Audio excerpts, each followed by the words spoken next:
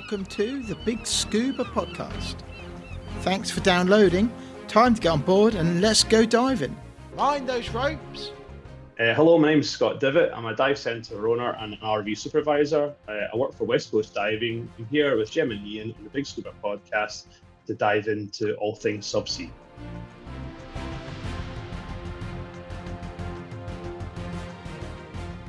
Hello and welcome to the BiG Scuba Podcast. My name is Ian. This is episode 215 and with me is... Hello, my name's Gemma. I am the other co-host and welcome to the BiG Scuba Podcast. Yes, welcome. And these episodes are sponsored by the lovely people at NARC.90 because they are beyond technical. They have a look at their website. They cater for all the needs of technical rebreather diving and right through to the recreational diver. So if you're looking for any ideas for gifts for this coming Christmas, as it's Christmas 2025, go to their website and have a look at what they've got on offer. Thank you. So coming up on this episode, we have a guest for you.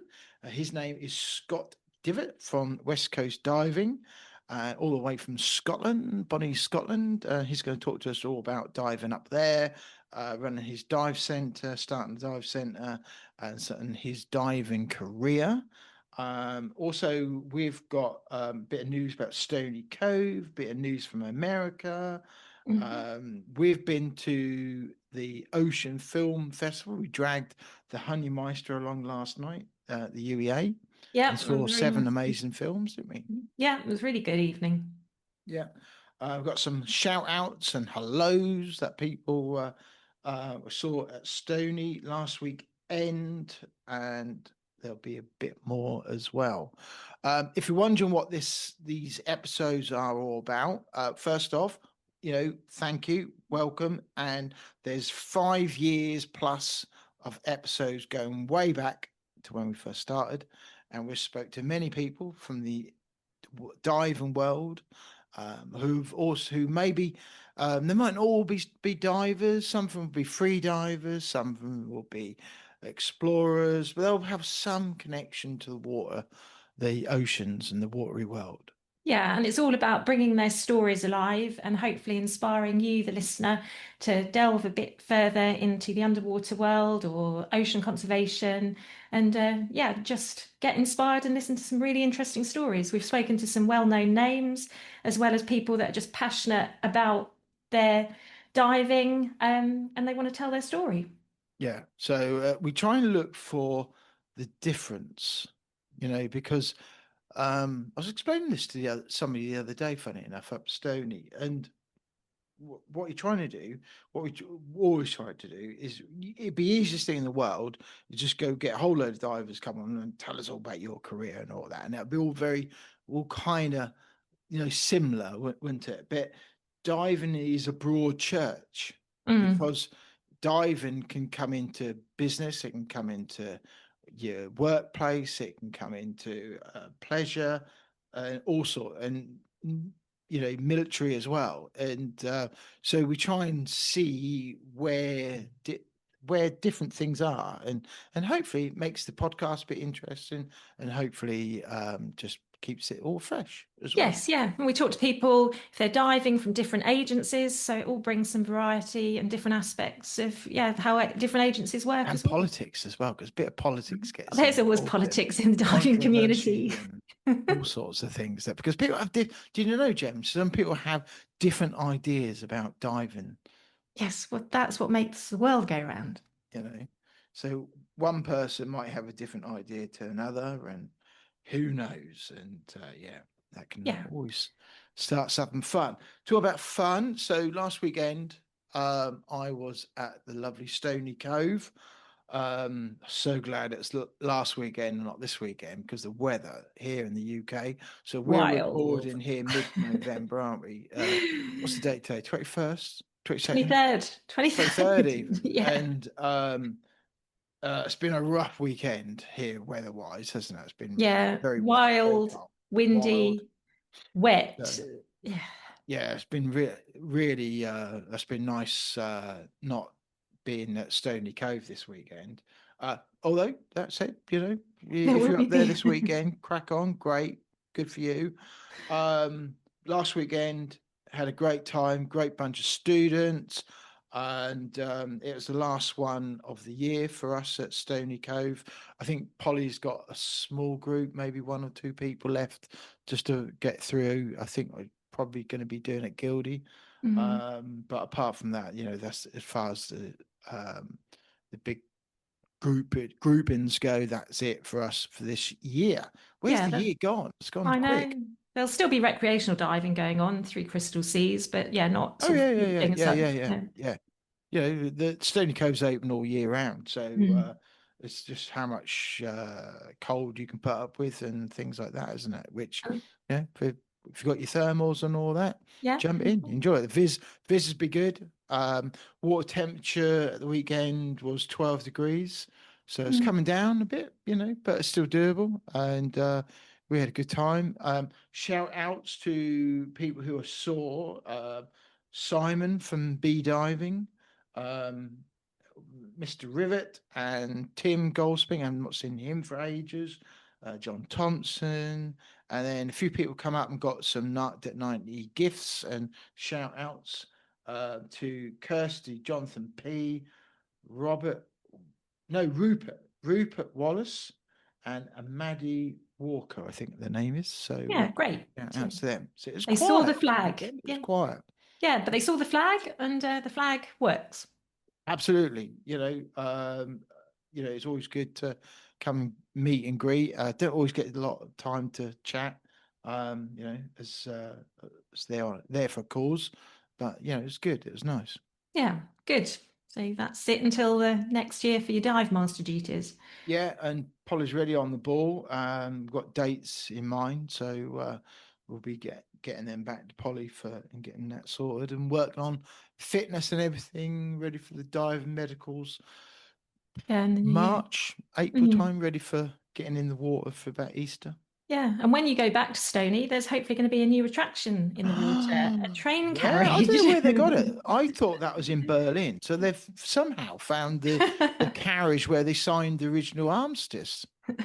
Yes, I'm amazed at how they got it down. Compiègne, the carriage from Compiègne Forest.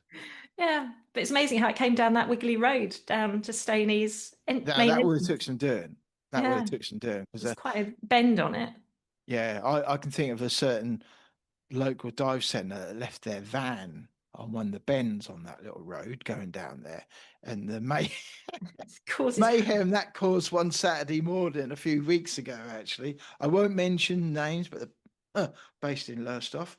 Anyway, I think they nodded off. I think that's what happened. I think they nodded off, and everyone was coming past, just drove past. But I didn't think they did nod off. I think they'd gone somewhere for a cup of tea, but left the van. Anyway, we digress. So they've got a carriage. They've got railway carriage. It's massive, isn't it? And so that's going down somewhere about 22 meters, I think it said on the. How are they going to get that to float across the water? They don't float. Well, they'll have to get a huge crane in. But they got the Staingarth and things like that in there, didn't they? Some of the comments, I have to say, I was looking on Facebook on the Stony Cove Facebook group, and some of the comments are quite funny. And somebody raised a question, fair question, I have to say. Are they going to sink the tracks to go with it, and then have it sit on the tracks? Probably a good idea, because it'll stop it. It's going to be fairly heavy. Yeah. No, that'd be, well, maybe they're going to weld the tracks to the wheels or something before they put it in. Possibly. They need a loco to go with it, don't you think? Yeah. Imagine getting that in there as well. But they managed to get the Staingarth in, and that would have took some lifting. Yeah, and you're not going to miss it once it's in there. No, it's going down 22 meters, so I'm not quite. They haven't said exactly where it's going to go yet, but I would have thought they usually get the Royal Engineers in to help get the stuff in. Well, I suppose it's all the mathematics of load and everything, and the physics of it all, and what crane they've got to see how far out they can get it into the lake. Yeah, and then they'll probably canoe it out, Airbag it out. Yeah. airbag it out. All right, just be fine. Float. What can go wrong? Damage everything else in there on the way down. Yeah. But we joke and we jest. It's still cracking. You know, they got a railway Yeah. catch. And that's really That'll good. make a great thing to swim as a dive. Yeah. Yeah, and that's a great thing for another inland lake in the UK that's, you know, pushing forward and getting something else in there to put a bit of variety in. Because, yeah, there's a lot of people that know Stony Cove like the back of their hand. Well, it's true. And some of the stuff is like the poor old Wessex is a shadow of its former self, and some of the other stuff like the cars and that they're just, you know, they're falling to bits now, poor old things. But yeah, it'd be cool. I'm looking forward to that. Looking forward to going visit that. I'm pretty sure that'll be a popular thing to go and you know. Yeah, and especially before it gets all sort of furred up with, you know, algae and bits. But it'll be a great haven for fish as well.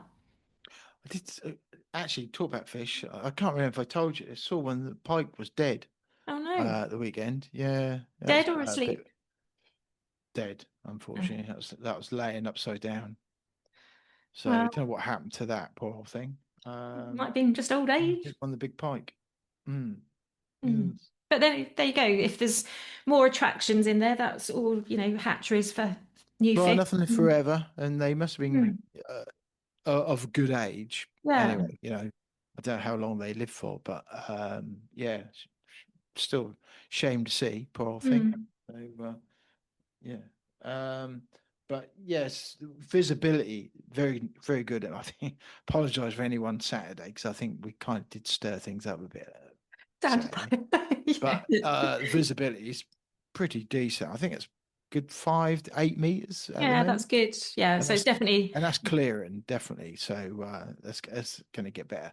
And I will say, there's one lady in our group, and she on Saturday it was a struggle for her. For I think it was getting used to the dry suit. And I'm not going to out her. I don't think that'd be right. But she did really well, and in our group, and she struggled on the Saturday and didn't make it through 2 of the dives, and but she kind of got her head sorted, and on the Sunday came back and caught up, did the dives, and then did the whole mask remove and replace, which I know, you know, for many divers, they won't think twice about. They'll just, it's like combing their hair. Totally get it, and that's exactly how it should be, you know. But you know, for a first-time diver who's trying to get their head in the right place, you know, and has struggled with that mentally to take a mask off and put back on, that's a big ask, isn't it? You know, for a brand new diver. You've got to remember what that's like. And you could see, you know, at first she's like, you could see she was talking to herself, and I had a chat with her beforehand as well. And I said to her, you just got to remember, you know, you can still breathe, talk yourself through it, how you're going to deal with it, and just remember, keep calm, remember your breathing, and just go through the process. And you could see it working her way through and ticking it off in her head. Yeah. You know, and I said to her afterwards, well done. And I said to her, you know, when you get through life challenges at times, you'll remember this because you dealt with that. That was a challenge, you know, personally, mentally, and she'd done it. Yeah, very well Fair done. play. Yeah. Yeah, it's good achievement to see that happen as well, for somebody to be a little bit wobbly and then come out strong at the end of the It week. is, and that's why that is why I like being a dive master. So yeah, that's good. Yeah. So that's that. Ocean Film Festival. We went to see the Ocean Film Festival at the UEA last night. How good was that? It was really good. It's part of their autumn tour. So they tour around the UK, go to different theatres or venues and show these 7 films. And it's you know, about the oceans and how it affects different people, you know, how they're inspired by it. And the 7 films, I think we enjoyed all of them. Anyone I recognised last night? No, unfortunately not. Nobody They might have been there, but we didn't see them. But no, Yeah, it's the first year we've not seen anybody we actually know locally from any other dive centres so or if you're divers. listening, have you been? Have you Yeah. seen? What was your favourite film? You know, what did you like? What didn't you like? Gem, what was your favourite film or favourite films out of 7? Well, I think we're probably both the same. There were 7 films. There was one called Aqua Ballet, which was a lady called Marianne Aventura, I think she was French French, lady. French, Yeah. French lady. And she was free diving, but in like a ballet pose around animals. So whales, there was manta ray, shoals of fish, and it was just so beautiful, not touching the fish, not getting any interaction with them, but it was just all set to music, and it was only 5 minutes long, but it was just breathtaking. So, Very clever, I have to say. I yeah. think it was her partner doing the video work, Yeah, wasn't and he was an amateur photographer, and it was just absolutely incredible. So we'll put a link to the Ocean Festival website in the show notes so that you can like read about these films. it? Very Um, clever how they use very clever use of light and very clever use of turning the film upside down. yeah, So there was yeah, a piece where she was in the water. She was obviously a dive. She must have been a dancer at some stage because she certainly had mm, grace in the water as well. And so, yeah, and there was a piece where they turned the film upside down with these whales skimming the water, and very clever how that looked yeah, with her in the water as well. And yeah, it's bizarre. It's certainly one to watch. yeah. And And then very cleverly done. another film we watched was called Astronaut in the Ocean. That was 11 minutes long, and this covered the subject of bodyboarding. Yeah, So it's kind of similar to surfing, but obviously they're laying down on their boards, but incredible waves they were. massive waves, It was weren't they? just like Huge waves. frightening. Yeah, what their bodies go through. That was Um, in Australia, wasn't it? That one. yeah, yeah. So he just, spoke about it and what it means, and hopefully the bodyboarding arena will sort of grow and grow. Yeah. I think Honey's favourite. She said last night was we the Surfers, Mm, based in this Liberia. Liberia. Yeah, Liberia. Liberia, which is on the west coast of Africa. Yeah, and how they'd a war-torn country, and some of these like child soldiers had been um, turned their lives around and were then getting into the ocean and doing surfing and things Yeah. like that. And Liberia has some of the most amazing surf. Getting massive waves, weren't they? Yeah. And there was even a little boy, what was he, 10, 11? He was literally because they're so passionate about it, he was literally surfing on a, a Plank of board wood, of wood, a plank of wood. Yeah. and he was surfing. Now, doesn't that say something? So you can have your fancy boards, but he was surfing on a plank of wood.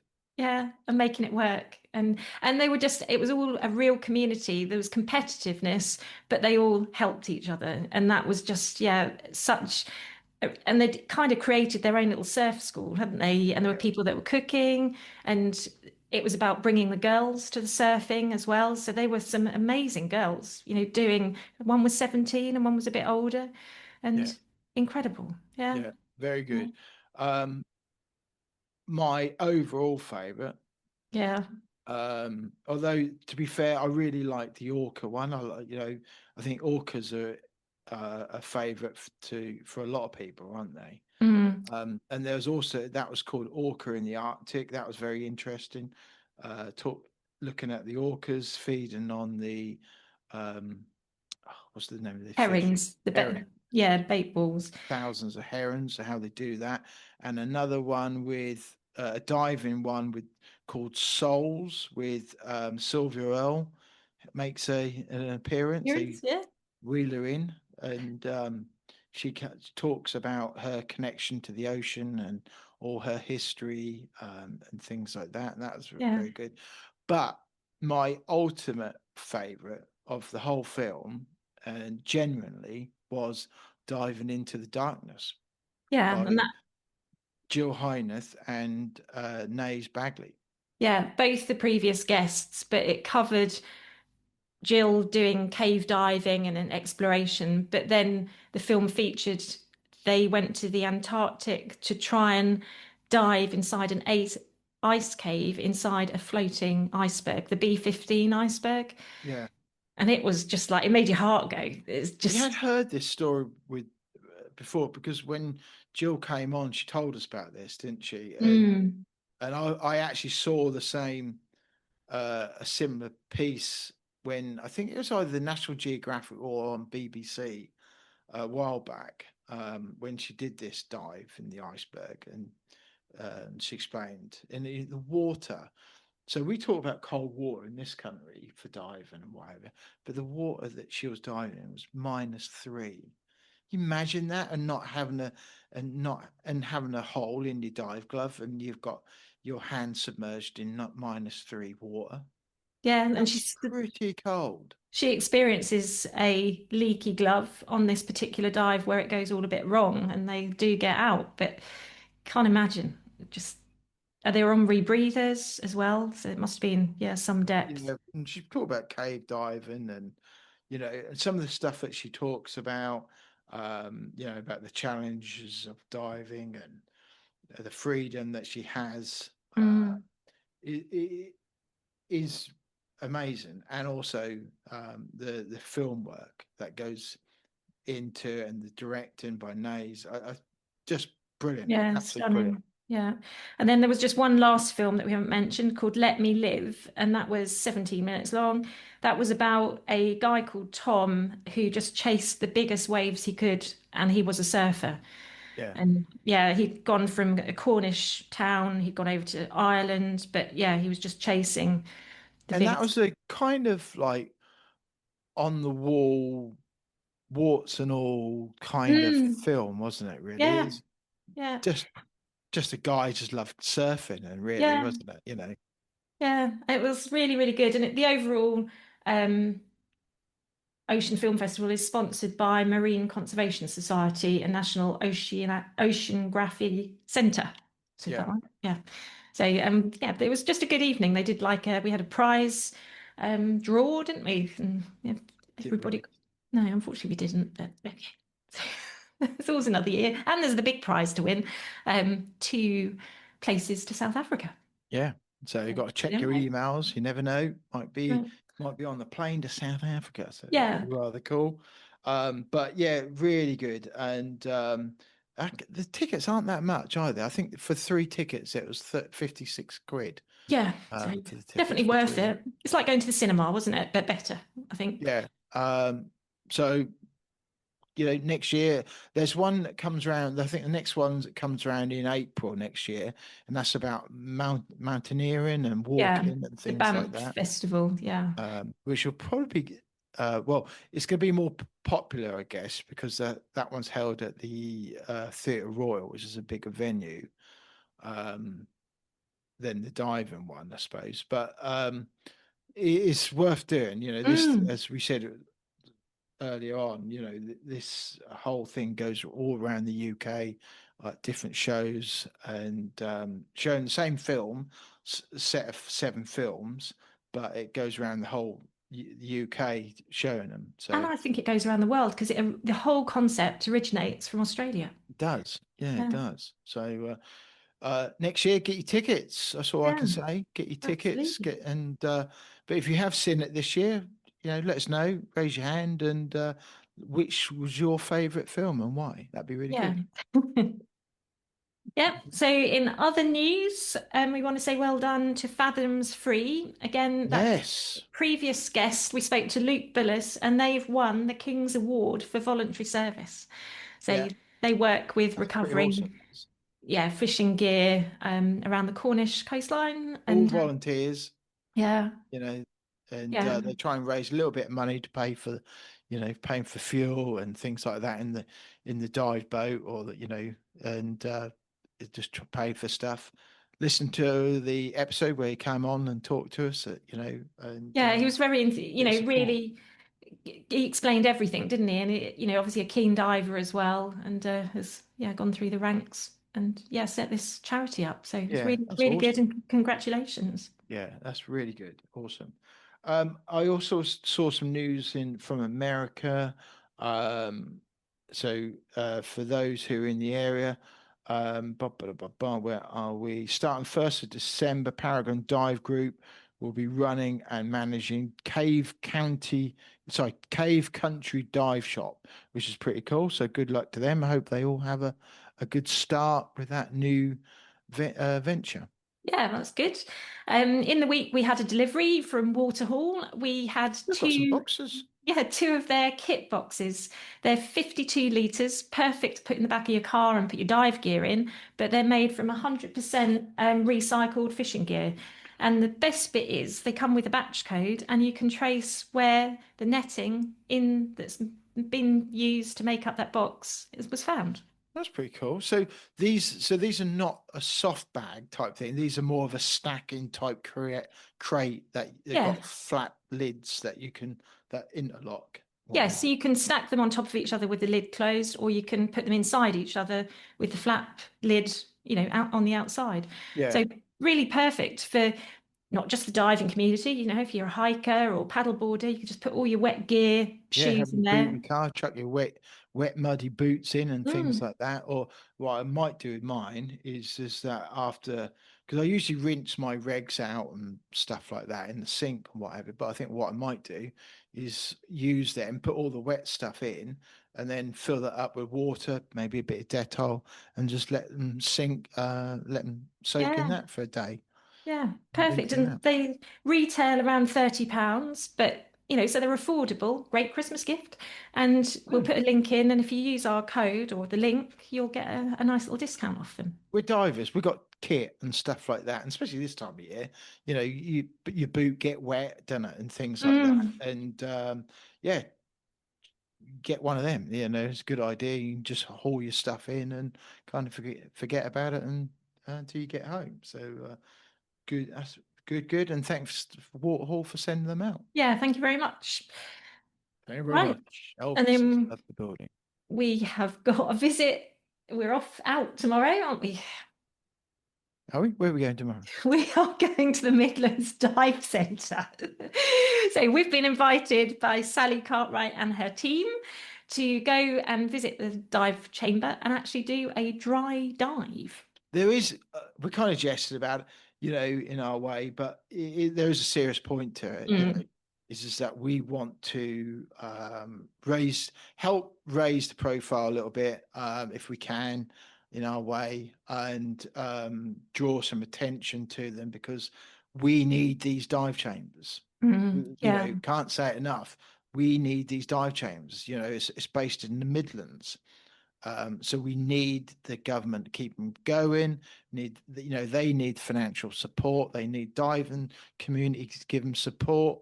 And if we can, in our little way, help some way to raise a bit of attention for them to why, as divers, we need the Midlands Dive Chamber here next year and into the next 10 years. Then that's why we're going. So watch out for that. Yeah, at the moment, very important. We keep our dive chambers going. Yeah, we've got a dive chamber on the south coast. We've got one here on the east coast, not far from where we live, and then the Midlands one, and then Scotland, I think, isn't it? That's kind of it. So the Midlands one is pivotal because it's in the centre of the country. It is. Yeah. What you can do, Lord forbid, Gorston has a problem with theirs one day.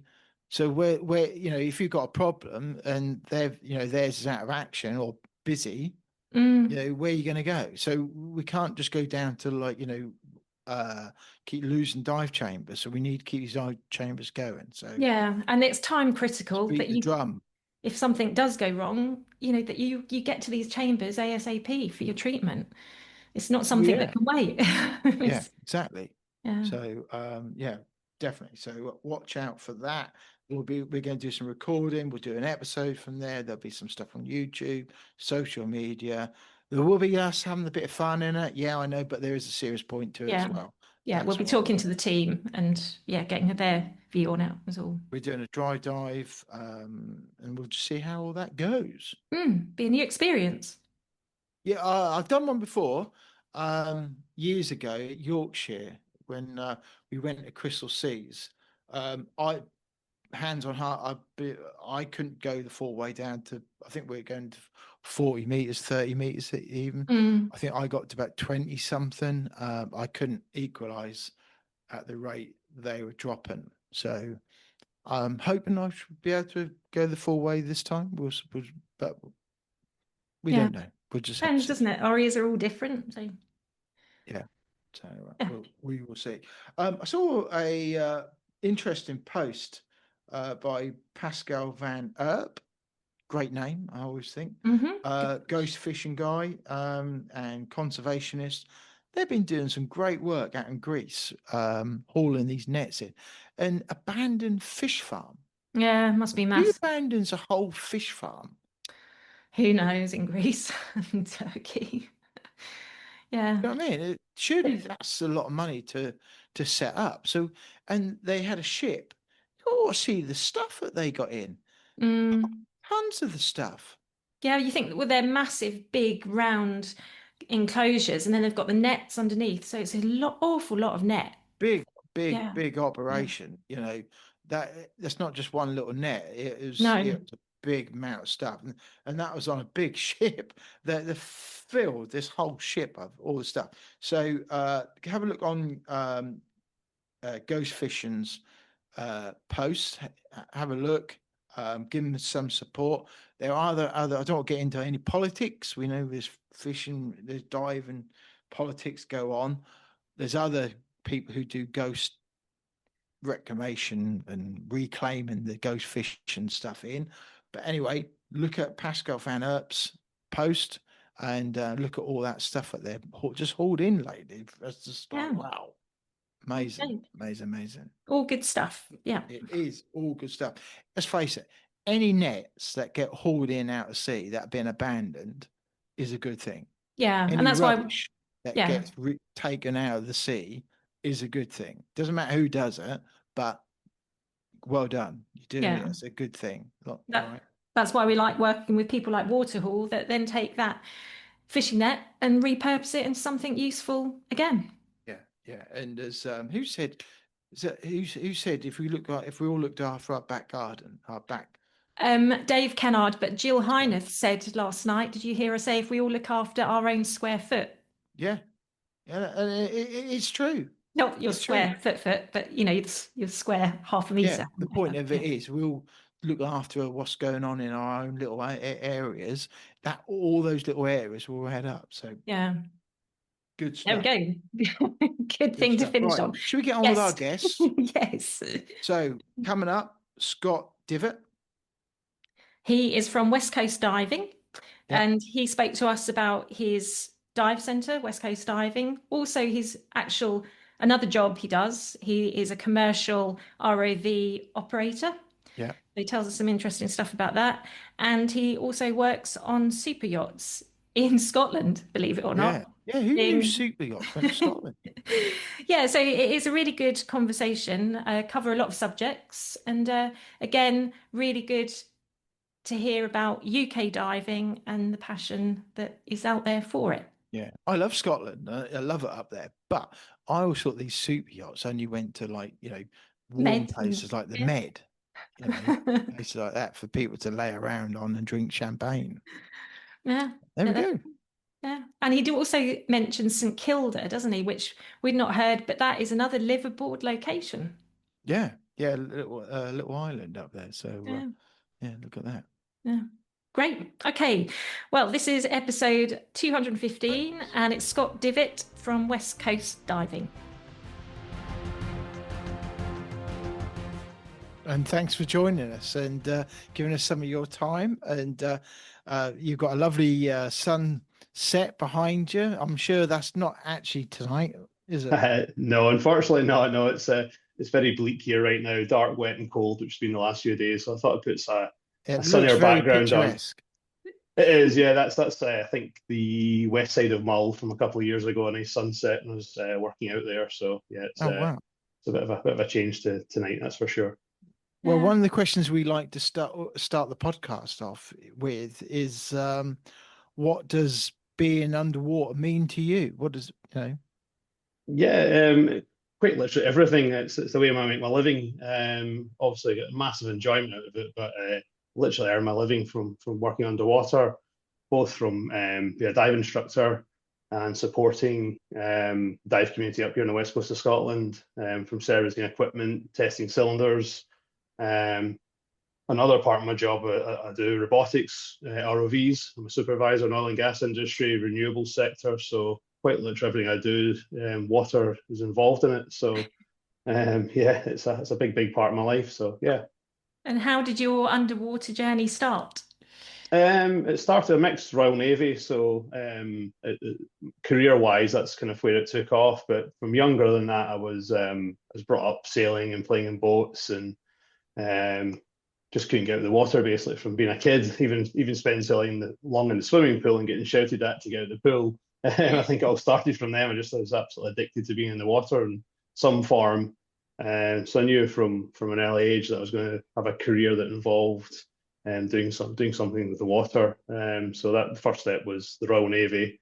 Yeah. I worked in the main warfare branch as a weapons engineer on small ships, and then I soon left to pursue robotics, which I had a big interest in technology. So I moved into ROVs as a trainee, and I've been doing that for the last kind of 18 years. About 10 years ago, I bought over West Coast diving because it's quite a turbulent industry, the oil and gas sector, a lot of redundancies. So I needed something to kind of fall back on, and why not do something that you absolutely love? Obviously, scuba diving. So it was a massive learning curve from being an employee to running a business and being a business owner. Business isn't my first strength. I'm an engineer to trade, so it's a steep uphill learning experience. So, but yeah, it was. Did you Here we are start today. did you start your sort of scuba journey while you were in the Navy? I actually didn't know. A lot of people asked this. I had absolutely zero interest.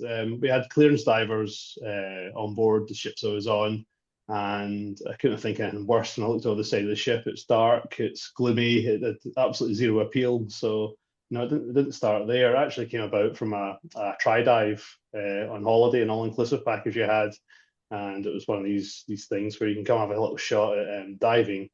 And so I gave it a go, and that was it. Just absolutely hooked. It's like I need to learn to do this. So a couple of years later, I went back to the Maldives. I was fortunate enough to learn over there. Did my PADI open water, and Wow. it literally snowballed from that point. So yeah, it was best experience. I wish I did it 10 years sooner. So yeah, it was really good. Yeah. So did you do all your qualifications abroad? Initially, I did just the open water. I came back to Scotland, and then I got involved in a local dive club, Scottish Aqua Club, and I took it from there. Started going on holiday with these guys with my PADI qualifications, and then eventually built me into joining ScotSAC. And I kind of worked my way up to be a branch instructor with the Scottish Aqua Club. And yeah, just doing a bit of holiday diving and then getting out more and more regularly in local waters.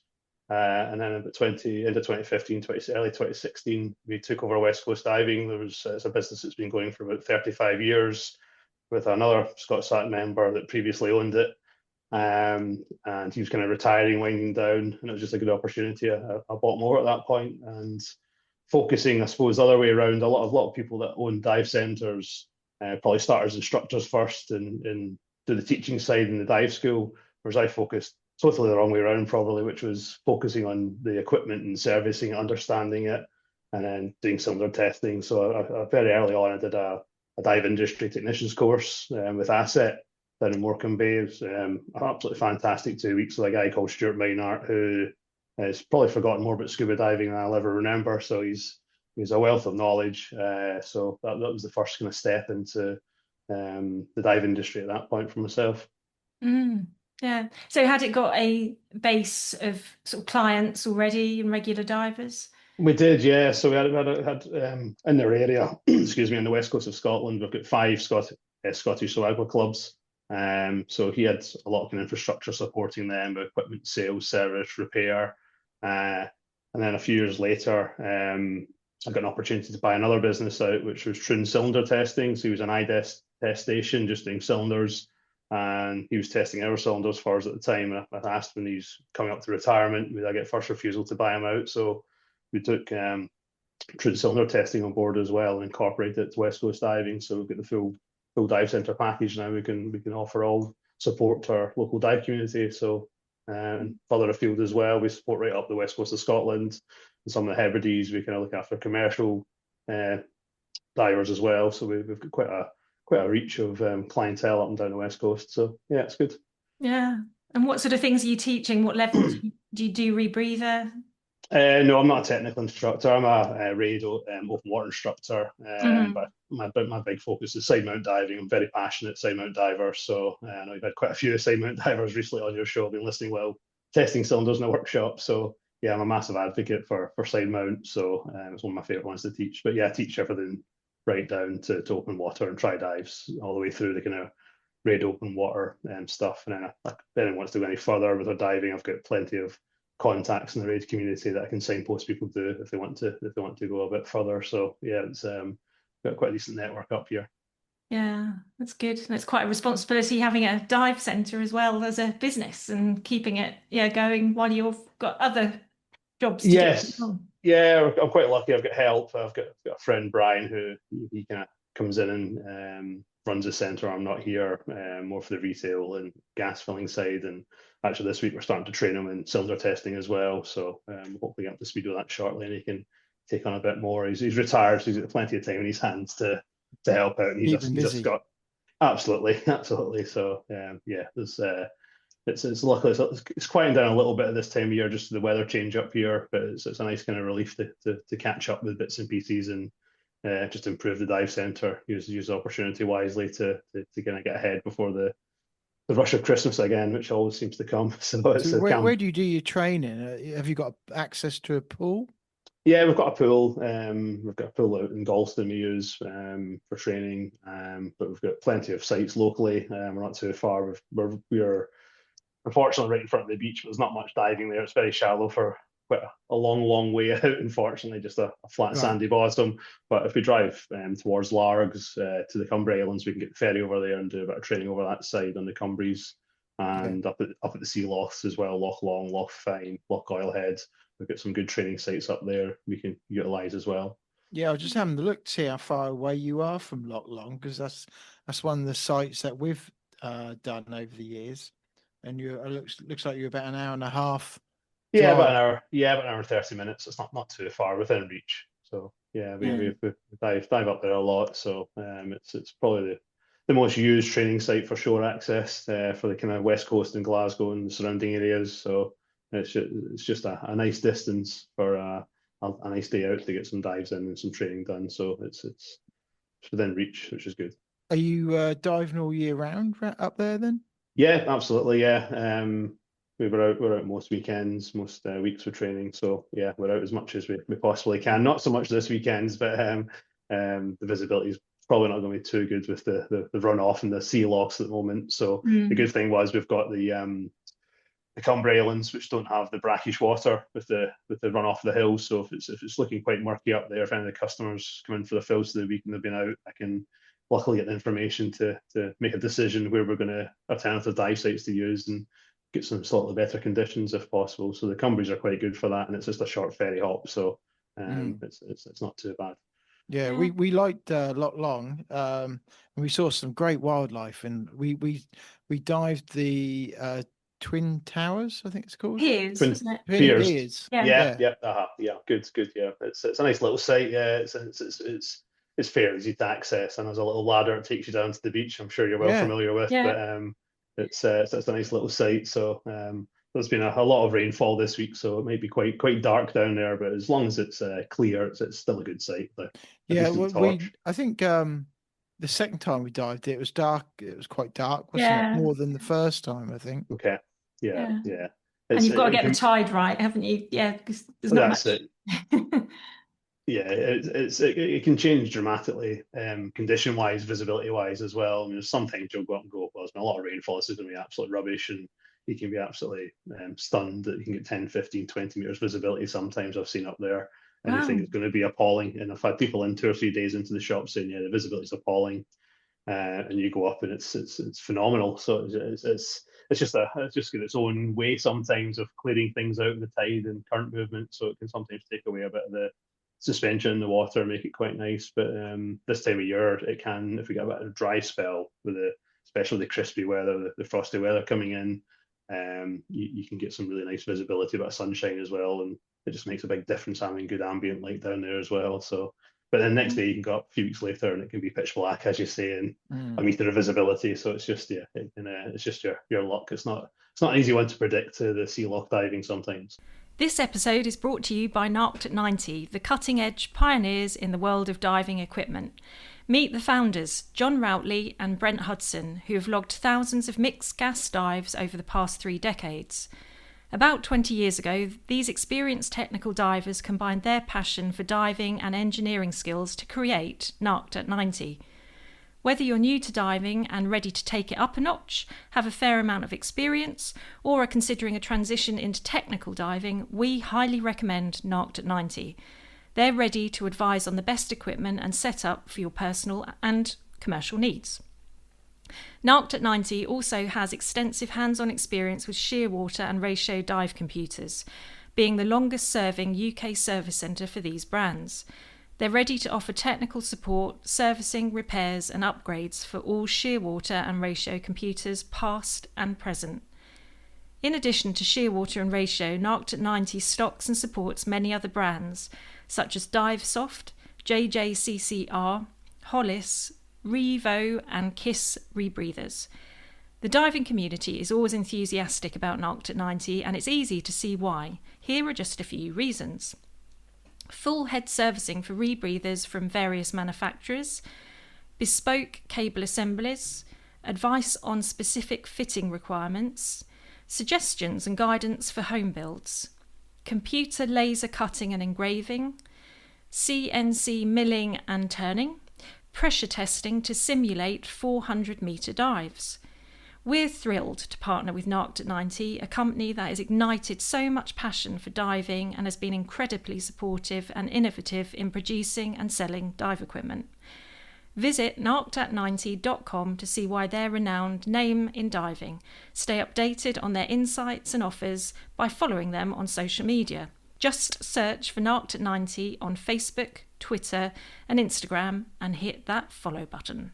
But yeah, it obviously is quite dark at depth. And there's a reef out there as well, apparently. There is, yeah. You just got to slow down a little bit and take time for the smaller things if it's like that, as you guys well know. It's just take the small things in. Don't rush over the top of them. You'll miss everything that's worth looking at if the visibility isn't great anyway. So yeah, it's just take your time and look at the little things.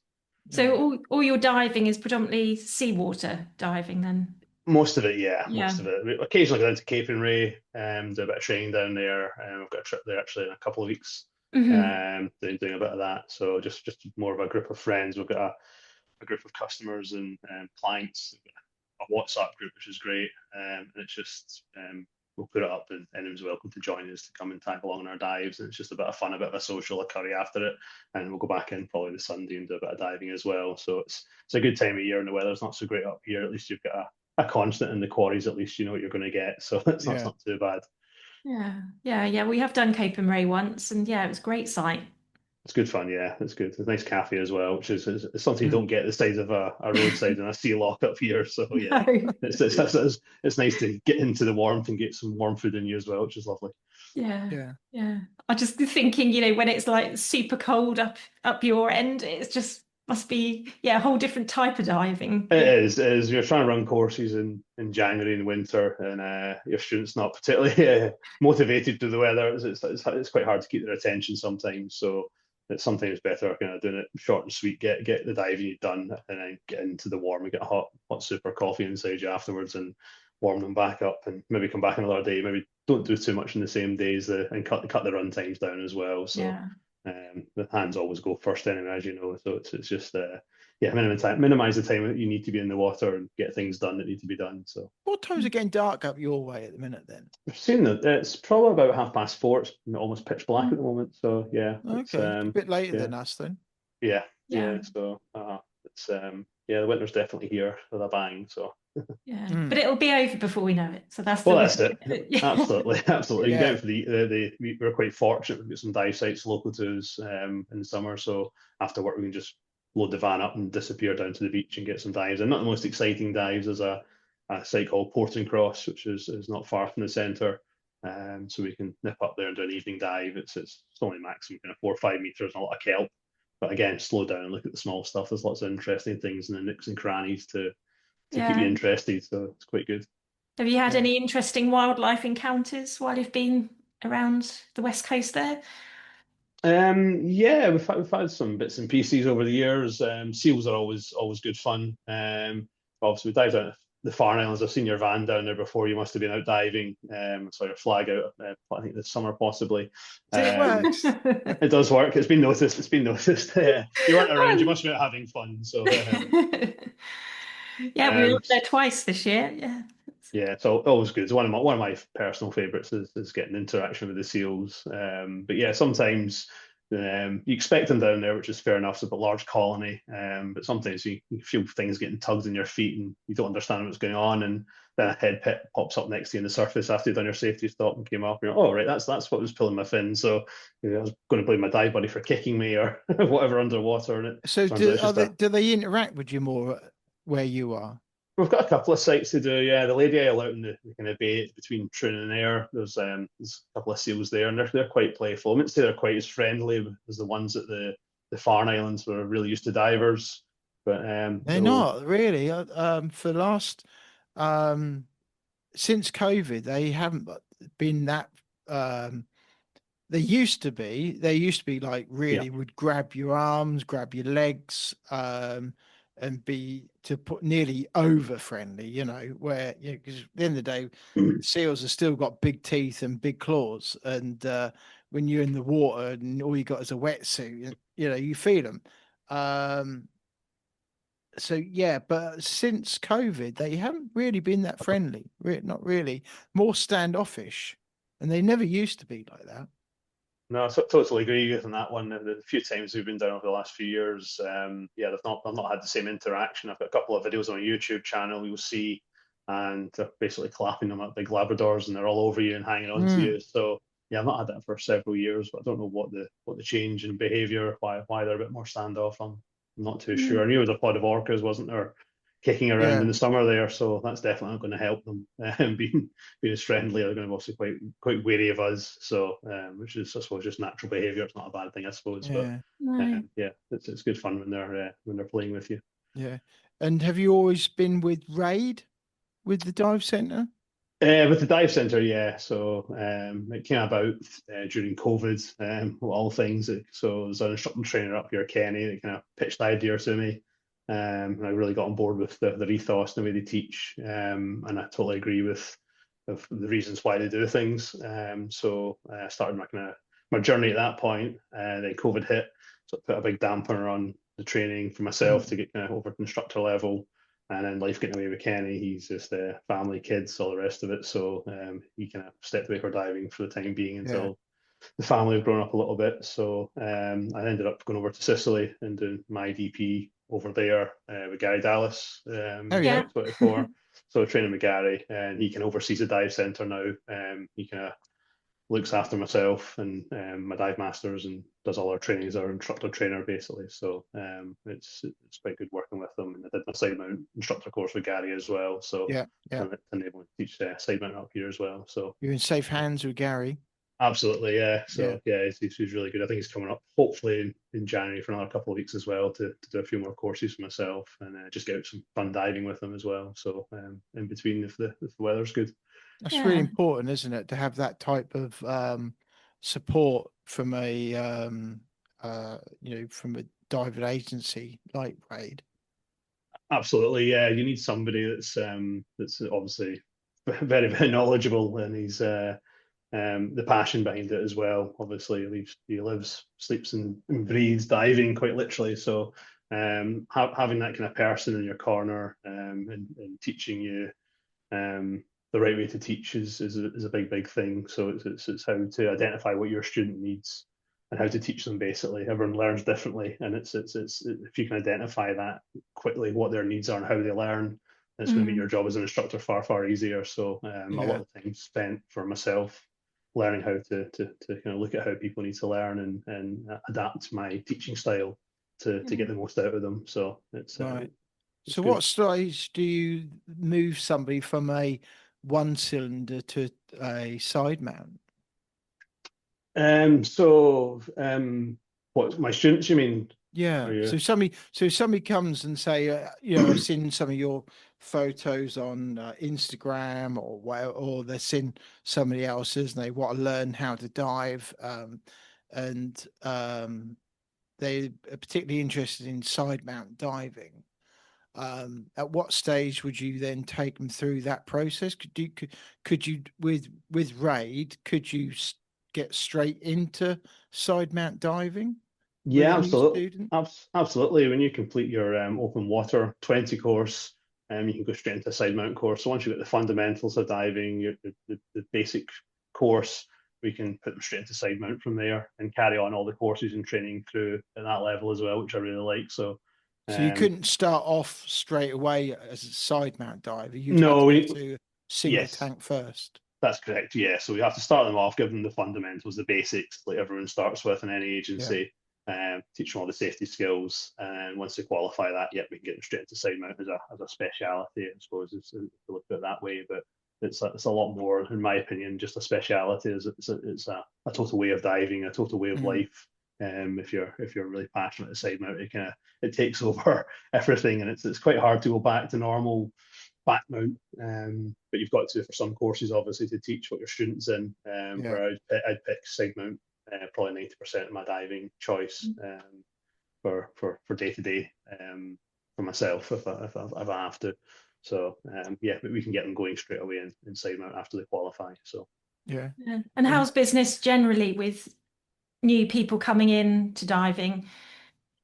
It's pretty steady. I'd say it's pretty steady. I wouldn't say I've seen much of a downward trend recently. It can always be busy, I think, but it's just trying to get people to get out there and experience it for the first time, which is always the hard one. It's quite a hard sell up here, I suppose, even in the UK in general. It's we don't have the crystal clear turquoise waters like they do in tropical climates, so it's always a harder sell here, absolutely. But no, I wouldn't say we're slowing down anyway. If anything, it's as busy as it has been over the last kind of 5-10 years that I've been running the business. It's a steady stream of customers. That's and there's some new faces coming through as well from the club scenes as well. So they're getting quite a good number of new members joining up in the different Scots Hat clubs, which we're noticing. So it's always a good thing. Do you advertise much? Just on social media platforms. So just I think same as kind of most centres, it's probably the best way to reach people. So we've put what we're doing, and we've got our WhatsApp group, and people want to do specialities with me, so they'll sign up there and come and do bits and pieces with me as well. So it's scooters.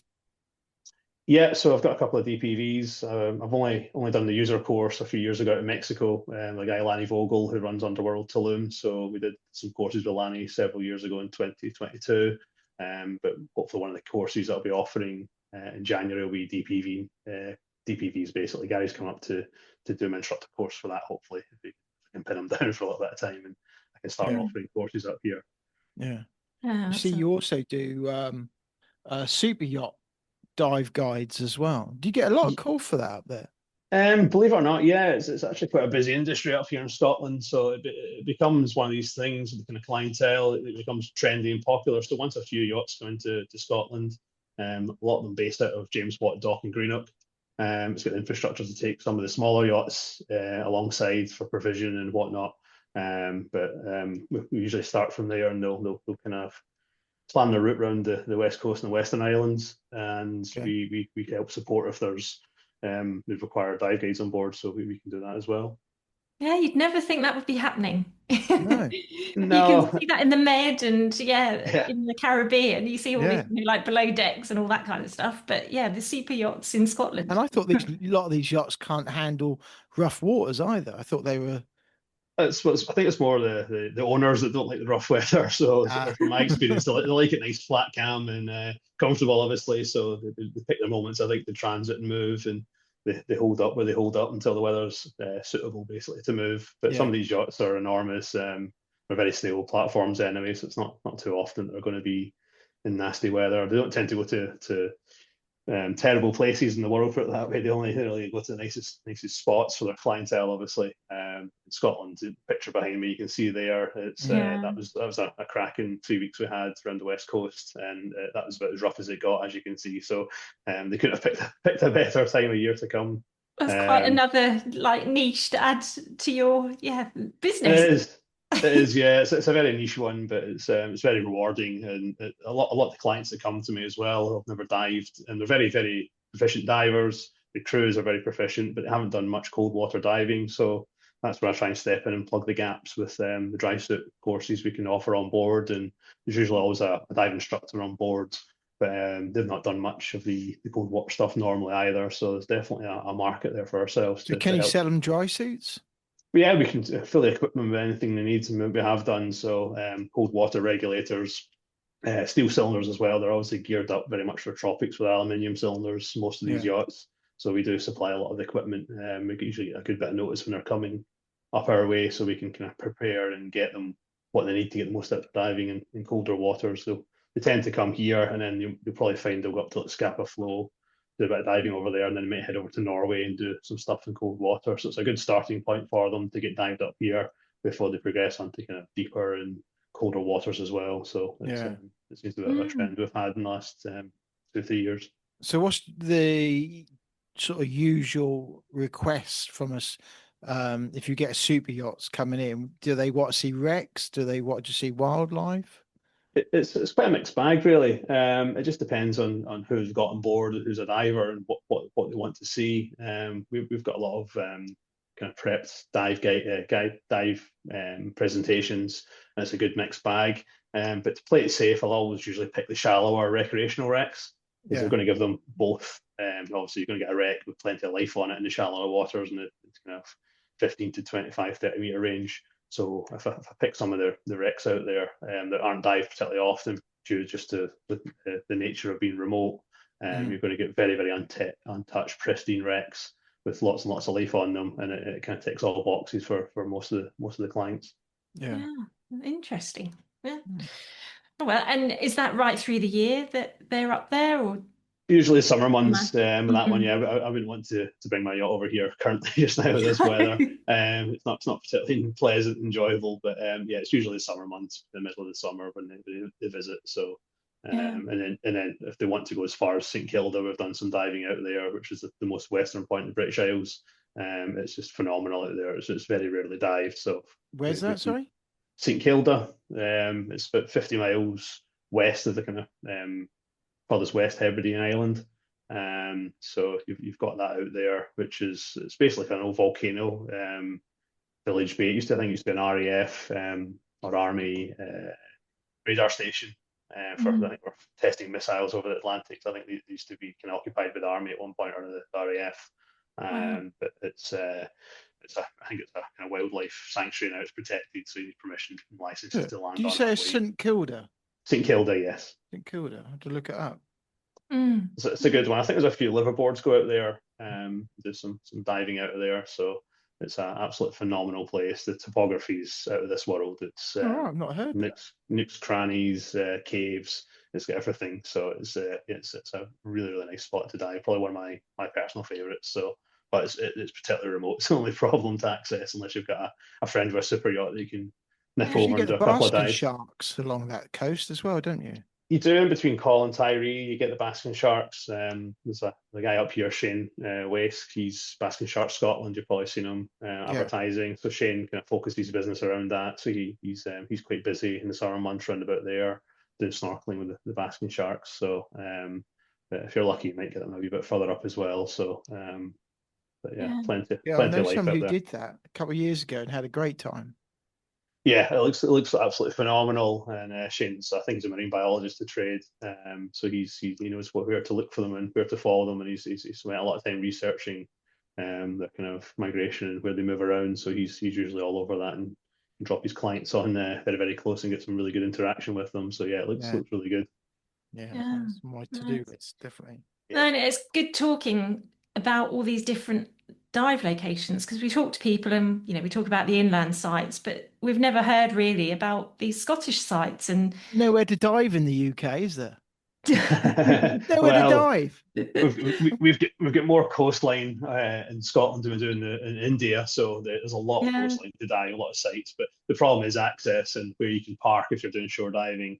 But turning kind of back to the DPVs, that's one of the reasons I'm a big advocate of DPVs, because you can drop in where you can park basically, and then you can go and explore places that normally people can't get to, just with the parking restrictions we've got at the side of the road. So that gives a whole new dynamic in how we can use DPVs Is that for a Scottish exploration. thing then, not parking on the road?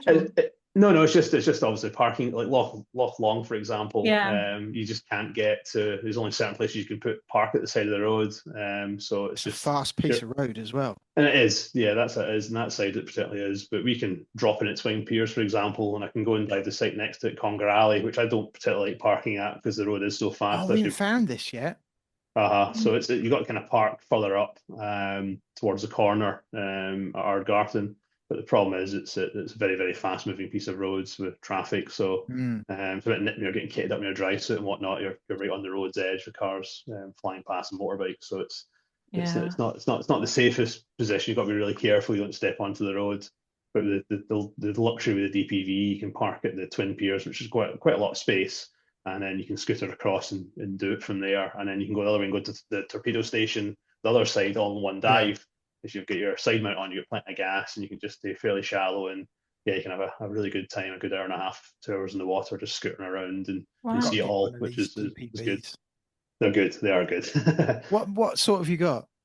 We've got 2 Seacraft Goes, which we absolutely love. They're just lightweight, very easy to handle, and we can travel with them as well. We can break them down and fly with them. So a Seacraft?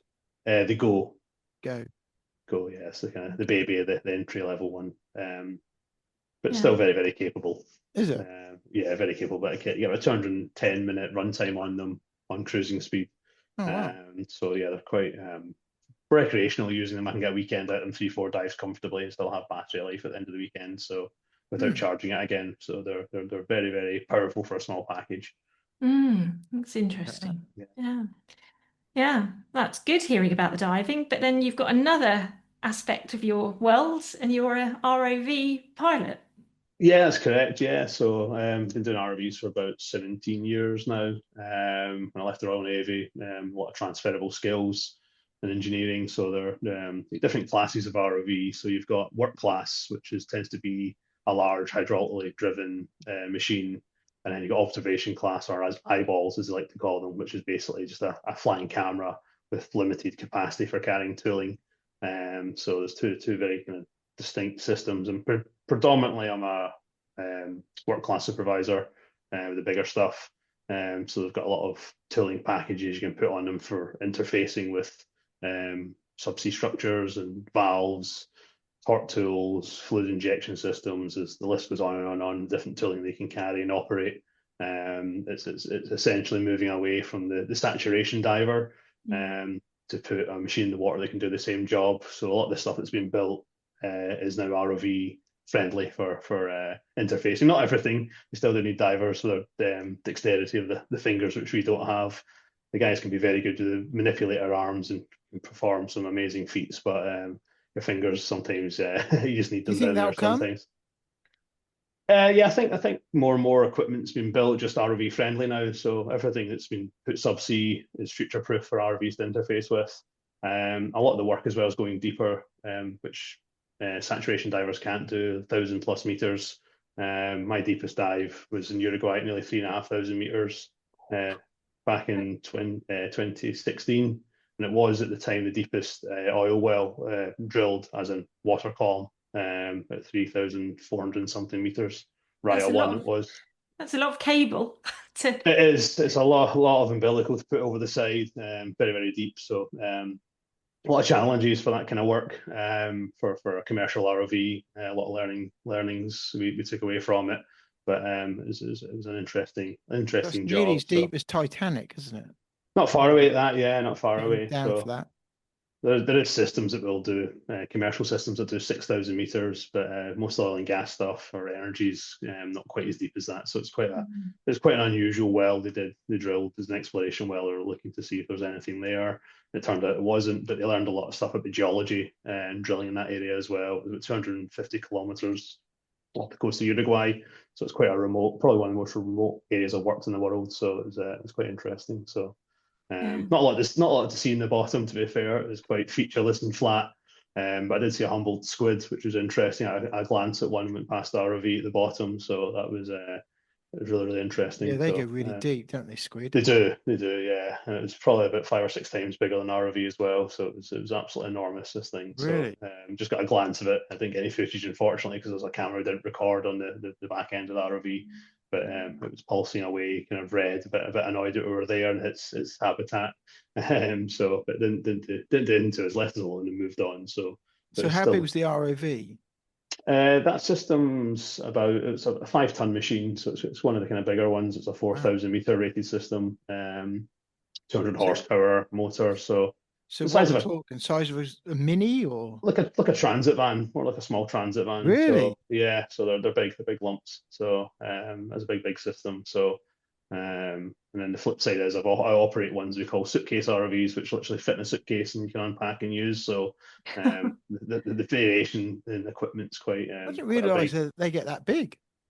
They do, even bigger. So there's machines called trenchers that put the subsea cables into under the ground, and these things can be up to 40, 50 tons, which are absolutely enormous, big track systems on them. So they're ROVs essentially as well, but they're just called trenchers, and they're the really big end of the scale of systems. So I don't tend to work them myself. Everything is big, heavy, and dirty. So it's really heavy mechanical engineering. But I tend to stay in the work class or the observation class. So what you're saying is that you was using an ROV, which was about the size of a transit, and you saw squid that was bigger than that. Yeah, they're massive. So, they're absolutely enormous. Yeah, that's a big squid. It was very big. Yeah, it was very, very intimidating when you see it and hoping it's going to leave us alone and not do any harm to us. But yeah, it was just obviously coming for curious, obviously investigating what we were. The question, what else is down there? And what it's eating, and amount of its eating, to keep that size. There's always a bigger fish, or somewhere there's an even bigger squid. Well, that's it. Yeah, you never know, do you? You never know. So I've actually got a folder from over the years. I call it Monsters of the Deep on my hard drive, and it's just all the different strange animals we've come across over the years, and weird jellyfish, strange species of fish. You should share it. Unfortunately, not allowed to. It's all kind of client information. So we're unfortunately, I'd like to spend all day looking at the interesting fishing creatures, but the client's paid a job to be done, which is their subsea assets to be worked on or investigated or surveyed. So if I can get the odd little sneaky clip, I'll keep it for myself. I use it show my students some of the interesting things, but I'm not allowed to distribute it, unfortunately. So do you believe in the existence of something like a Meg that's swimming around our ocean somewhere? You never say never, but I think until I see one, I'm a bit skeptical. But yeah, I think we might have. There's more and more ROVs out there. There's more deeper dives. I think we would have seen something now, to be honest. I think so. But yeah, there's still new species being discovered. One of the most interesting ones, a little shark I saw. This one had been discovered. I think it was called a ninja lantern shark, and it was a black body with bright green eyes. When the ROV's lights reflected against it, it was just a phenomenal color. It was just it looked like glowing uranium, something like The Simpsons you'd see with Homer Simpson holding the color of their eyes. It was very, very green. Wow. But it's only maybe 1.5 meters, 2 meters long. But that was one of the most kind of rare species I think I've came across, and that was probably in about 1,200 meters of water in the west coast of Africa. So yeah, there's a lot of interesting things. We've seen hammerheads at over 700 meters water depth as well, swimming past us. We've had sailfish, marlin, down at these kind of depths as well. So yeah, there's a lot of interesting animals down there. What about on the actual structures? Because some of these structures the subsea structures have been down there years and years and years, haven't they? So do they act as an artificial reef eventually? Absolutely. So I just did a job recently in the Forties field, the Brent platforms. So they've been there for quite a number of years, decades. and they're absolutely just, there's not a single piece of surface left without something touching it or growing on it now. So they're massive reefs, and it's the knock-on effect, the ripple effect. So obviously all the corals and things are sticking to it, soft and hard corals, and then it's the size of the fish and the wildlife you get down there as well. So we're seeing a lot of wolfish actually around about kind of some of the assets, and big wolfish as well, 1.5 meters, massive Wow. ones. I've dived at Eyemouth with them a few times, but they're nowhere near the size of the guys out here. And because they're in what's called the 500-meter exclusion zone, there's no fishing allowed to interfere with them, so they're just allowed to develop and grow naturally. And they're absolutely enormous. We had a thornback ray, which is, I see them sometimes diving in Glencoe, Ballachulish area, and this one's the span from tip to tip is it's hard to gauge, but maybe a couple of meters, absolutely enormous, and it was about 100 meters water depth. And it just came past the RV camera. Just obviously, it was curious again. What's this little thing making noise and whizzing around the lights? And Is it food came, or not? basically that was it. So yeah, but there's a lot of life, and the more interesting thing I like is the corals. Scotland's got a coral called Lophelia. I believe it's protected, but it's usually found in water depths between 200 and 400 meters, and I've seen it as shallow as 50 meters in some of these structures, which is really interesting. So it's definitely these habitats are thriving because of all the subsea assets and structures. It's just clinging to every inch of steel that it can. I know you see it a lot in wrecks, especially in our kind of stomping ground, the Clyde. There's wrecks like the Aka, which is probably the largest one sitting in the Clyde off of the Gantox in Dunoon, and it's covered in brittle stars, and it's no different to some of these structures out in the North Sea just now. They're absolutely phenomenal with the life on them, which is really nice to see. So it's the kind of the green side of the oil and gas industry, which is obviously a bit of a hot topic right now, the global warming and stuff. But this is definitely the side that's not really been fed back that I get to see on a daily basis when I'm doing my job out there, the nice side of it. So there's definitely there's hope there that it's doing a little bit of good at least. So what's the future of those then? So when wells come to the end of their serviceable lifespan, do they get pulled up, or do they just get sealed? And no, they get plugged and abandoned, and they remove all the equipment. Basically comes back to the surface. But the stuff that's got coral and all that on, they get left? No, unfortunately, I think they recover all of it. There was talks about leaving stuff that was in certain areas if it was protected, especially as Lophelia, but I don't know what the government's what their plan is with it. It's definitely one in the oil industry would save them a fortune about decommissioning, because it's expensive. Keeps me in a job as well when I'm doing decommissioning work. But it's definitely creating habitats and life. So I'm not sure what the outcome is there with that one, but certainly they've got to leave it as they found it is the kind of current rule. So before they started drilling, they've got to put it back to exactly how they found it. So the bad side is they're going to remove all these habitats for these animals, which and then what happens to the protection zone at the end? Does that then finish as well? I think so. I think once all the assets are out of the way, then it'll probably just return back to being kind of bare seabed. The reason it is protected is to stop fishing boats and things like that coming in and catching these like subsea wells and pipelines with their nets and doing damage and causing an environmental risk. So I'm not sure. I think when the last thing's lifted, it'll probably, if there's nothing there, then it'll return to as it was before man started drilling the seabed. So yeah. And do you work with the wind industry as well, the turbine? I do. Yeah. I do. Yeah. I do a bit of both. So it's just on and off, depends on what work's coming up. But this summer I've did a cable lay job out in Germany for the turbines. We're tying the turbines into the substations.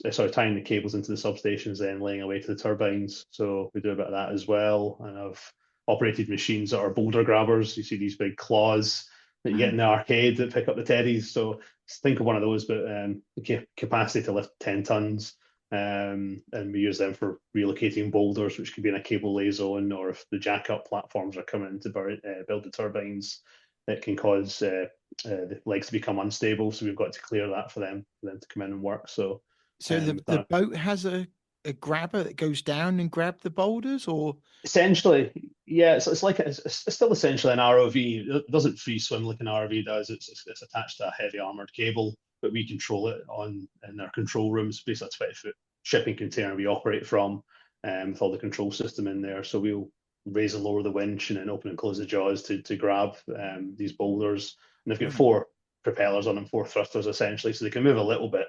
So if the boat's not quite in position, we can thrust the machine over the top of these and grab it. But most of the work's done with the vessel moving. You put vessel moves into where it needs to be to pick up and drop it, and you use dynamic position, which you've probably seen from the SAT stuff. Saturation divers, obviously, when they had an issue with, I think, Chris Lemons on your show, I think. Yes. So he'll know well about it. So when DP's working fine, we're within a half a metre footprint of where the vessel's sitting. So you can do little moves on a computer screen of where you want the vessel to be over the top of something. But we can adjust, fine tweak with the thrusters in these systems as well. It's quite a bit of engineering to pick up a 10-ton boulder. I've not seen one quite as big. I think the biggest we got was 4 tons in the trip I did. But it's got the capacity, yeah. So there's a lot of interesting topography. We're a bit shallower into the shore with these turbines in shallow water normally, so you're getting a lot of volcanic rock. I think the one we did for that particular job was off Montrose, but it's a lot of kind of volcanic rocks and a lot of interesting topography that shallow in. When you go a bit deeper into the kind of 100-meter zone, it's usually pretty flat and featureless. You don't see too much in the seabed, but certainly close to the shore, still some. Can I ask an obvious question? What stops you getting so you've got a cable that goes to the ROV, haven't you? Yes. What stops you getting the cable in a tangle? So it's called good. Sort of caught on something, then you can't get the ROV back. So you're grasping the number one rule of ROVing. Obviously, in diving, a number one rule is never hold your breath. So in ROVs, it's basically good tether management. So you always know, and diving helps a lot with building a 3D picture, because you're watching a monitor in a 3D world, but you're only getting a 2D perspective on what you're looking at. So you've got to use your sensors and your equipment on these machines to let you know where your tether is at all times and avoid getting entangled and caught. I mean, it does happen. Obviously, it's the nature of the beast. You've got a cable. Unfortunately, there's no such thing as a wireless ROV yet. We're putting 3,000 volts down to these big work class systems to run the motors for the hydraulics. So we need to have a tether, unfortunately. So we usually... That's a big cable. It's 38 millimeters, so 38 mil normally, the soft tether, and then you've got an armored umbilical. So the way it tends to work in an RV system, you've got something called a TMS, which is a tether management system. It's like a big drum basically with a soft cable on it. But attached to the top of that, you're launching it on a winch with an armored cable, and you take it down to usually 20, 30 meters off the seabed, your working depth, and then you undock the ROV on the soft tether, and then you're not pulling as much weight through the water. They're usually neutrally buoyant. It's big yellow soft cable, but that's the one you can damage quite easily if you're not careful and working around a lot of assets. I thought about that. Yeah, that'd be quite heavy cable, wouldn't it? It is. The deeper you go, the more cable you've got out. Like Uruguay, we had say 3,500 meters out, and we spent 2.5 hours launching the RV to depth, just to get to the work site at the seabed. So it's if you've got a problem, you're an hour or two into the dive, as in lowering it down, you get an issue and you've got to pull it back up. You can quickly get into half your shift just launching and recovering. So it's not so bad in the North Sea. When you're 100 meters, it's maybe 10 minutes to bring it back up to deck and sort problems out. But if you're starting going into the kilometre plus range, then it's you need to make sure you've done our deck checks, make sure the system's fit to dive without any silly little issues that can crop up. So a good thorough set of checks before you launch it's well worth doing. So wow. So if you come up with a wireless ROV, you're onto money making thing. Absolutely, yeah. I think we do have remote centers in some companies, so they can operate these UE autonomous vessels that deploy an ROV off the back of it, and they can control it from headquarters in Aberdeen normally. So a bunch of guys just sat in the office driving these ROVs in their comfy clothing, no overalls on, ready to fix things. So there's more and more of that's coming around, but it's more for survey tasks, looking at things. You start putting tooling on interfacing, you do need people out there to bolt the tools on, the hydraulics, the hoses, that kind of thing. But they're using more and more of these systems to be efficient, and with the Starlink taking off as well, with basically having good bandwidth and data streaming, these things are a lot more reliable than they used to be. So yeah, it's coming on leaps and bounds. So hopefully we'll see my days out for career-wise. I won't be obsolete yet. So I'll still go out there and do my job. But yeah, it's definitely more and more of the remote remote systems coming online. So I suppose like the drones, military drones, is the same thing. They can operate them anywhere in the world. It's no different with ROVs now, and we're seeing it in the energy sector. So it's all interesting stuff if you're into your tech. Yeah. So what percentage of your time are you dive center person, and then ROV operator?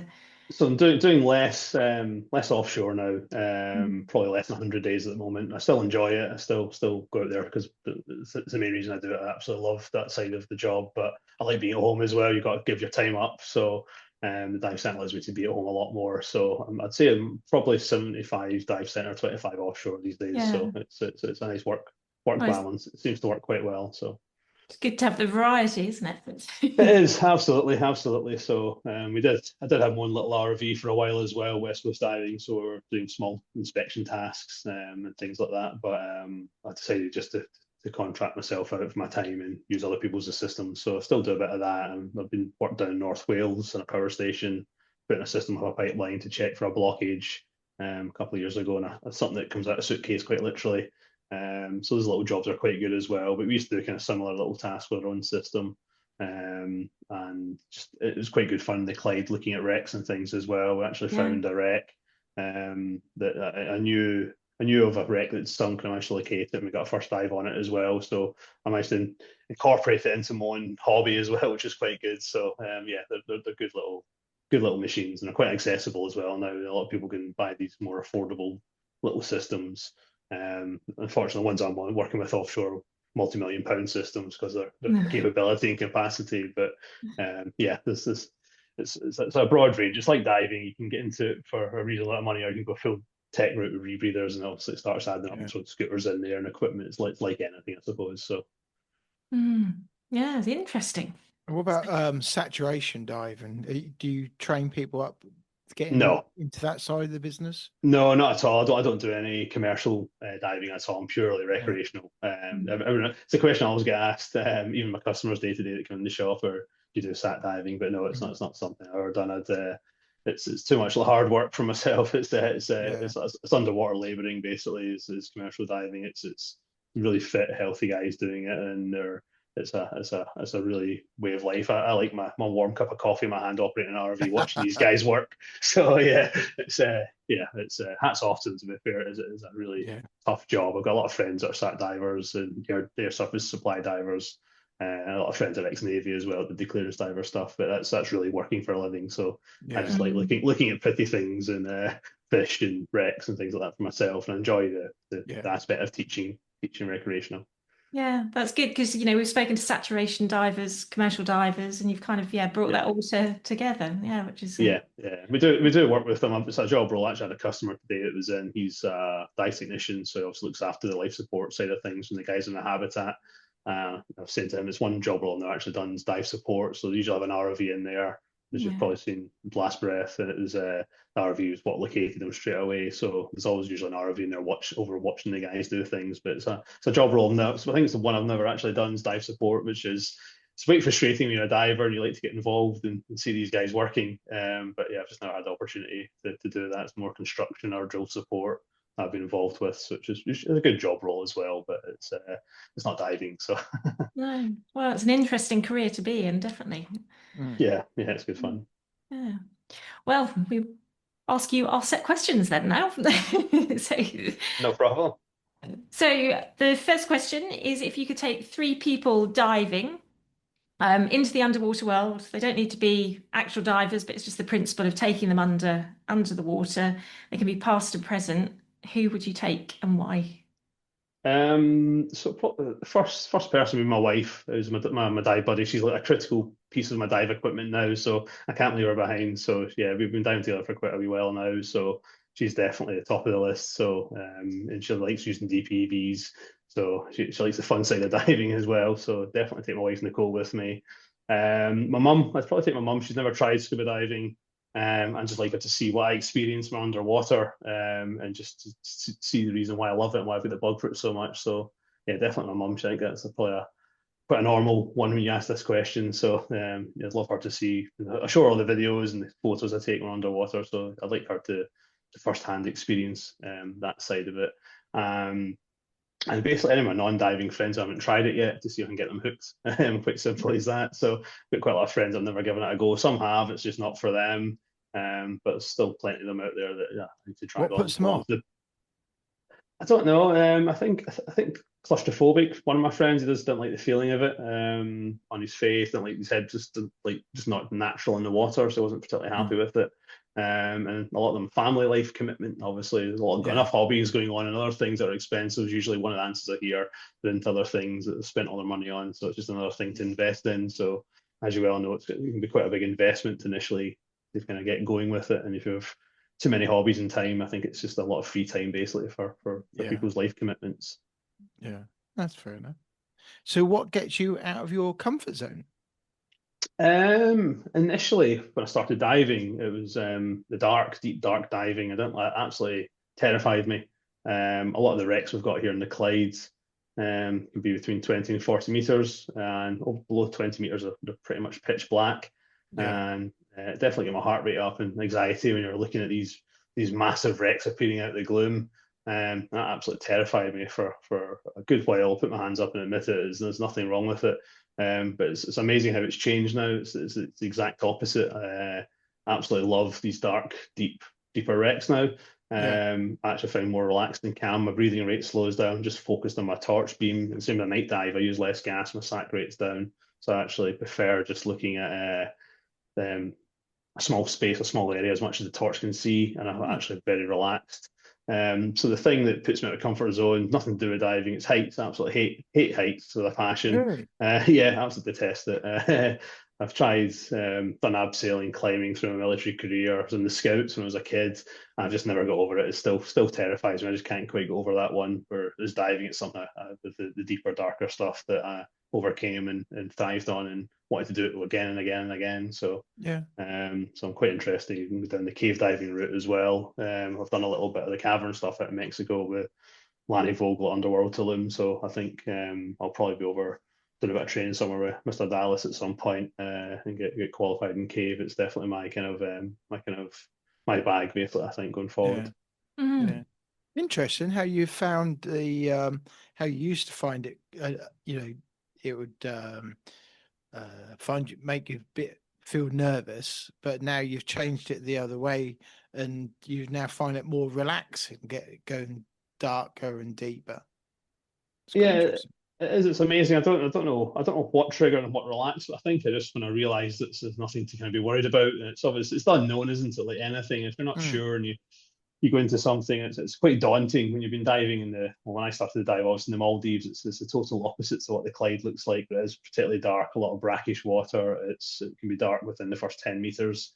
And I think it's just more exposure to doing it and getting familiar with it and realizing it's nothing to be scared of. Just, and again, slow your diving down, just take time to look around about you, get your awareness in the water of what's around about you. And once you kind of develop that in your head, then you're quite comfortable in your abilities and training that you've had.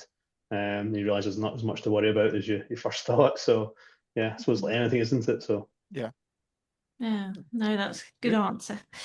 If you had a billboard that you could put out to the world, and you could put an image, statement, a video on it, what would you put on your billboard and why? That's a good question. I think I'd like to see a lot of videos out there and a lot of portraying diving as this beautiful blue turquoise water. And again, I think I'd like to put a video up showing what we've got in the UK and the British Isles, what we've got under our water. So a lot of my kind of going forward artwork in my dive centre is going to be just purely British species of fish and different things. We see the colours. When you get a bit of light down there, you know how colourful it is yourself. It's absolutely breathtaking. So I think I'd like to have a video showing people what's actually on a doorstep, and then they might actually have a bit more respect for what we've got underwater because they don't see it, they don't know what they don't know. And if we can show them what's under there, show it's worth protecting, looking after. It'd be quite nice to kind of shine a light on, no pun intended, on what we've got right on our doorstep. We're say an island surrounded by water, so it's only natural to want to showcase what a lot of the population in the UK don't get to see, and hopefully get them a bit of awareness about how beautiful our underwater habitat really is around here. Yeah, and it definitely is. Yeah, we're obviously advocates for that for UK diving. Definitely. Yeah, yeah. And if people out there are thinking about diving, what advice would you give to them? Um, so the analogy that I like to use is when you're doing your career, whatever that may be, to earn your money or your work life, you're quite often partnered up or buddied up with a mentor that can show you the ropes, and the quality of that mentor and what they're going to teach you is just luck of the draws until you don't know what you're going to get. Mm. But with diving, the good thing I like about it is you do your research and you can see who you want to train with and spend your money, so you can pick wisely with a little bit of research. So I'd say regardless of what you're going to do a bit of research and speak to people, get opinions, and see who's good at teaching different things, and learn from those people, because those people out there are just phenomenal, that you can get so much knowledge from. So definitely do your research into who you're training with, and pick wisely, basically, because there's a lot of information out there. So it's not always the cheapest, it's the best, but there's definitely some really good instructors and um, teaching different specialities that they're passionate about. I think to learn anything in diving, a particular skill set, you need to find someone that's passionate in it, and you can see that passion coming out in them if they're really behind it. So I think you need to find the right person to train you. Yeah, that's so true. Yeah. It is, yeah. Yeah, good advice, that is. Brilliant. That was really good. Really interesting. Yeah. Good. Yeah, I've covered a lot there with two different kind of aspects. Uh-huh. Yeah, with work. So that brings a Yeah. really nice Yeah. part to the Uh-huh. podcast. Yeah. Yeah. I'm involved with the ghost fishing UK guys as well. I've actually got a project next week with my kind of sign off guys. I did a course with them April this year, but we're actually doing a live project next week. So 3 days over in Dunoon with Jason at Expeditions. I don't know if you've been up to dive with him before. He runs the charter. We've been in contact with him because we were going to visit him, weren't we? Expeditions a Oh, couple of years yes, ago. yes, Yeah. yeah. So he's a good friend of ours. He's facilitating this ghost fishing project next week from his centre, and he's lovely boat, the Starfish Enterprise. So he's worth reaching out to if you want to do any diving up in this area as well and get out.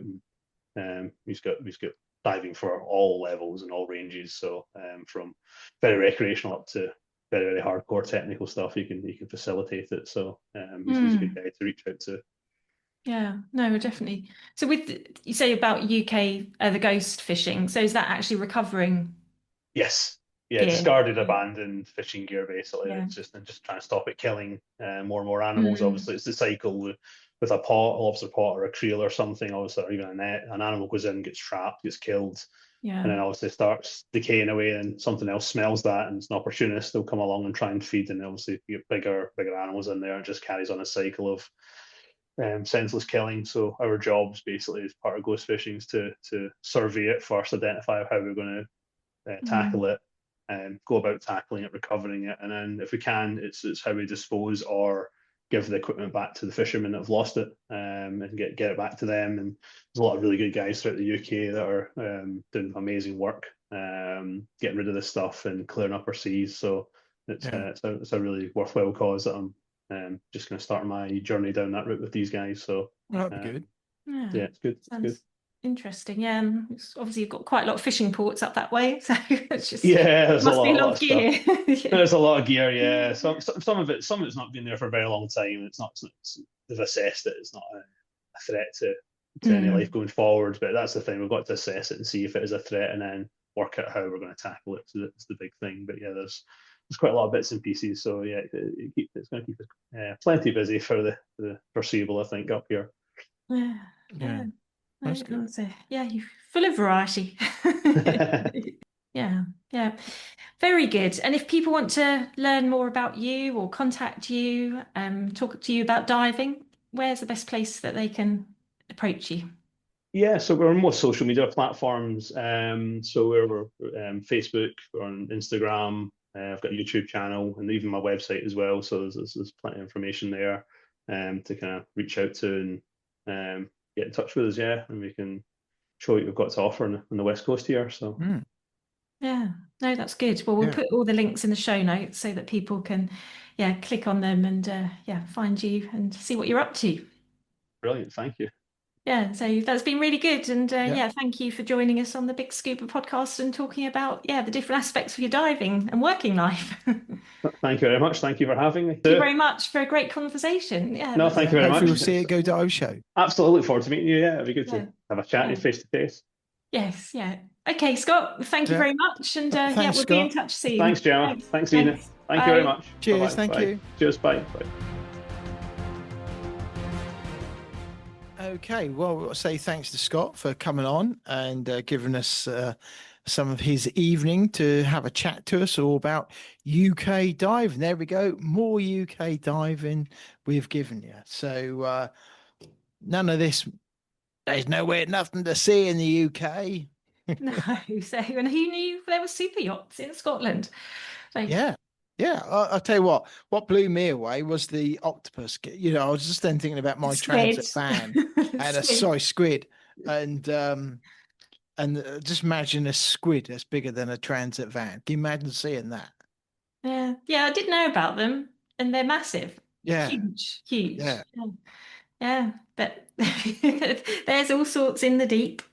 Well, yeah, exactly that. You know, so interesting stuff though, and you know, the fact that he gets involved in some of these big old ships that come up and cruise ships and people who want guiding around with diving and things like that.